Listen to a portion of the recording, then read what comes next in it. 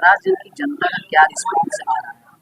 देखिए, महाराजगंज की जनता का एक ही रिस्पांस है कि 30 वर्षों से जिस बोझ को ढो रहा है उस बोझ से मुक्ति चाहती है जनता, परिवर्तन करना चाहती है और भारतीय जनता पार्टी के कैसे निकम्मे सांसद को वापस रास्ता दिखाना चाहती है, जहां से वो आया वहां चले जाए।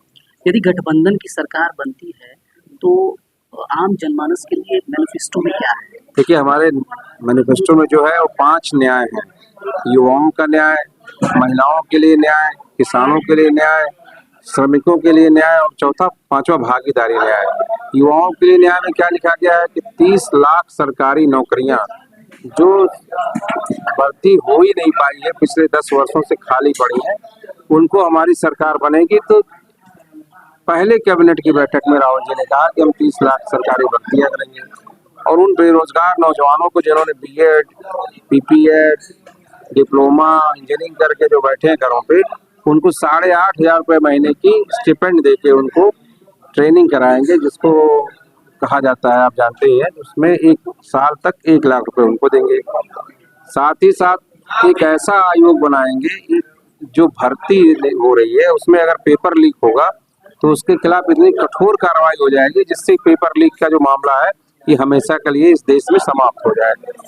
चौथा, उन्होंने कहा है कि किसानों को ये आयोग तरफ से 5,000 करोड़ रुपए का एक अलग से फंड रखेंगे जिससे उनके स्वरोजगार को बढ़ा के उनको आगे बढ़ाया जाए युवाओं को।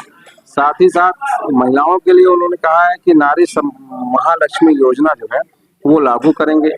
महालक्ष्मी योजना में है कि जो परिवार की मुखिया गृहिणी होगी, जो जिसको कार्ड होल्डर हो, माने कार्ड ना भी हो तो जो मुखिया होगी उस परिवार की, उसके खाते में 8,500 रुपया महीना, साल का 1 लाख रुपया देंगे, जो महालक्ष्मी योजना के तहत होगी।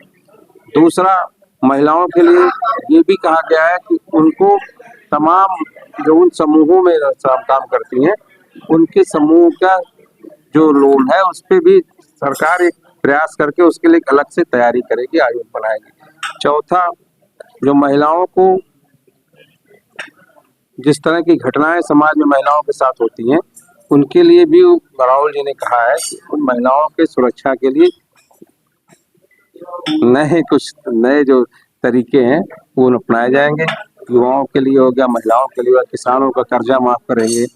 उसके बाद भागीदारी में सबको समानता का अधिकार देंगे, जातिगत जनगणना करवाएंगे। ये तमाम प्रमुख चीजें हैं जो सरकार बनाने की बात करें। इंडिया गठबंधन के मैनिफेस्टो पर प्रधानमंत्री नरेंद्र मोदी जी तरह तरह के आरोप लगा रहे हैं, इसमें कितनी सच्चाई है? देखिए, आरोप लगाना उनका काम है, लेकिन जो भी व्यक्ति, मैं तो मानता हूं कि हमारा जो मैनिफेस्टो है भारतीय जनता पार्टी के घरों में भी पहुंचा दिया जाए तो उनकी औरतें जो है ना, जो नेता लोग भारतीय जनता पार्टी के लिए वोट मांगते हैं, उनकी महिलाएं भी भारतीय जनता पार्टी छोड़ के कांग्रेस वोट कर देंगी।